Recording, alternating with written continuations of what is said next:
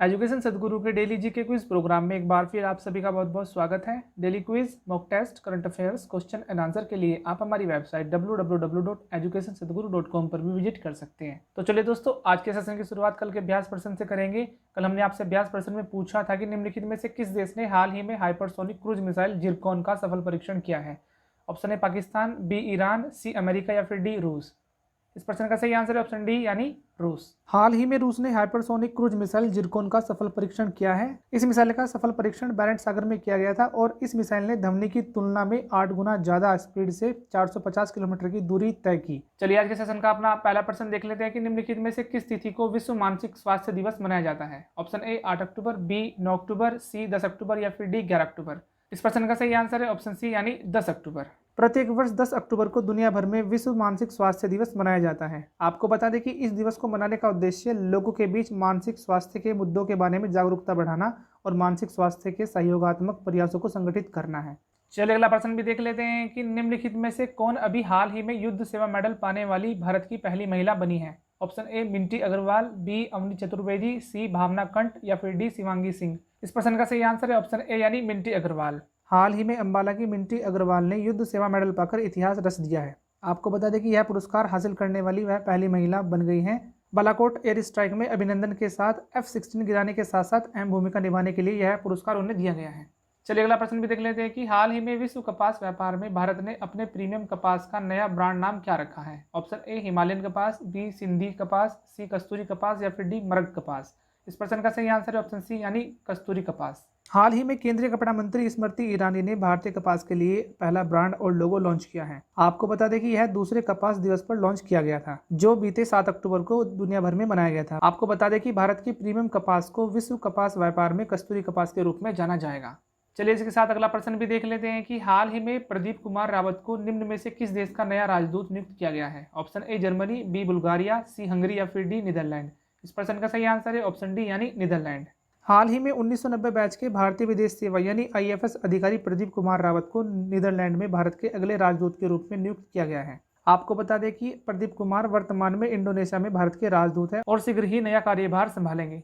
चलिए अगला प्रश्न भी देख लेते हैं कि वैश्विक प्रौद्योगिकी प्रदाता FIS की नवीनतम रिपोर्ट के अनुसार निम्न में से कौन सा देश रियल टाइम वित्तीय लेन देन करने वाला शीर्ष देश बना है। ऑप्शन ए भारत, बी चीन, सी अमेरिका या फिर डी बहरीन। इस प्रश्न का सही आंसर है ऑप्शन डी यानी बहरीन। वैश्विक प्रौद्योगिकी प्रदाता FIS के नवीनतम रिपोर्ट के अनुसार भारत ने प्रतिदिन 41 मिलियन का रियल टाइम वित्तीय लेन देन दर्ज किया है। यह आंकड़ा पिछले साल की तुलना में 2 गुना है। आपको बता दें कि विकास दर के संदर्भ में बहरीन 657% की वृद्धि के साथ इस सूची में पहले स्थान पर रहा है। चलिए अगला प्रश्न भी देख लेते हैं कि हाल ही में भारतीय प्रधानमंत्री द्वारा त्योहारी मौसम के लिए शुरू किए गए कोविड-19 जागरूकता अभियान का क्या नाम है। ऑप्शन ए जन आंदोलन, बी सुरक्षित भारत, सी सुरक्षित भारत आंदोलन या फिर डी स्वस्थ भारत। इस प्रश्न का सही आंसर है ऑप्शन ए यानी जन आंदोलन। हाल ही में प्रधानमंत्री नरेंद्र मोदी ने कोविड-19 उपयुक्त व्यवहार के लिए जन आंदोलन नामक एक अभियान को लॉन्च किया है। त्योहारों, सर्दियों के मौसम और अर्थव्यवस्था के पटरी पर लौटने के मद्देनजर यह अभियान शुरू किया गया है। आपको बता दें कि प्रधानमंत्री ने लोगों से मास्क पहनने, हाथ धोने और सामाजिक दूरी का पालन करने का आग्रह भी किया है। चलिए इसके साथ अगला प्रश्न देख लेते हैं कि हाल ही में किस संगठन ने भारत के लिए चालू वित्त वर्ष में सकल घरेलू उत्पाद यानी GDP में 9.6% की गिरावट का अनुमान लगाया है। ऑप्शन ए विश्व बैंक, बी फिंच, सी मूडीज या फिर डी अंतर्राष्ट्रीय मुद्रा कोष। इस प्रश्न का सही आंसर है ऑप्शन ए यानी विश्व बैंक।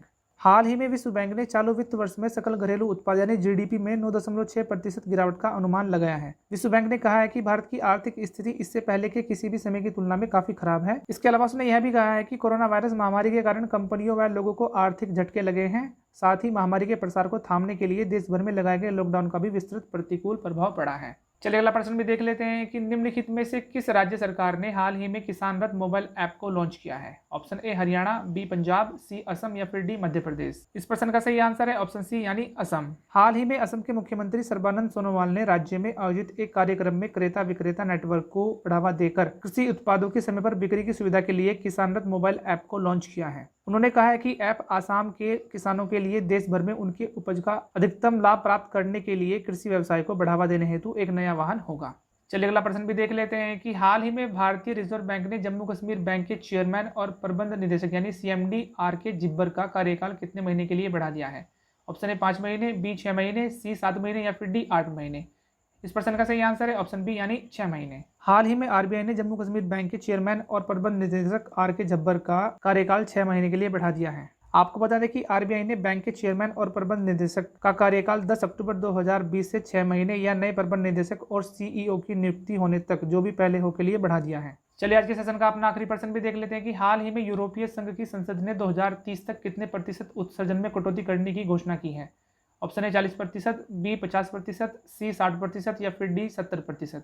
इस प्रश्न का सही आंसर है ऑप्शन सी यानी 60%। हाल ही में यूरोपियन संघ की संसद ने 1990 के स्तरों की तुलना में 2030 तक उत्सर्जन में 60% तक की कमी लाने के लिए जलवायु लक्ष्य को आदतन करते हुए मतदान किया है। इससे पहले आपको बता देते हैं कि यूरोपीय संघ ने 2030 तक 40% उत्सर्जन को कम करने का लक्ष्य रखा था। ऐसा इसलिए किया गया है क्योंकि विश्व वन्यजीव कोष और अन्य गैर सरकारी संगठन 2030 तक उत्सर्जन में कम से कम 65% तक की कमी पर जोर दे रहे थे। चलिए आज का अभ्यास प्रश्न भी देख लेते हैं कि विश्व दृष्टि दिवस निम्नलिखित में से कब मनाया जाता है। ऑप्शन ए अक्टूबर के दूसरे सोमवार को, बी अक्टूबर के दूसरे मंगलवार को, सी अक्टूबर के दूसरे बुधवार को या फिर डी अक्टूबर के दूसरे गुरुवार को। इस अभ्यास प्रश्न का आंसर आप हमारे कमेंट सेक्शन में जोड़ दीजिएगा। और यदि आज की वीडियो आपको पसंद आई है तो वीडियो को प्लीज़ लाइक करें, कमेंट करें और दूसरों के साथ शेयर भी करें। और यदि आप हमारे चैनल पर पहली बार विजिट कर रहे हैं तो सब्सक्राइब करना बिल्कुल भी मत भूलें और बेल आइकन को जरूर प्रेस करें ताकि आने वाली नई वीडियो की नोटिफिकेशन सबसे पहले आप ही के पास हो। तब तक के लिए आप हमारे चैनल पर लगातार बने रहिए।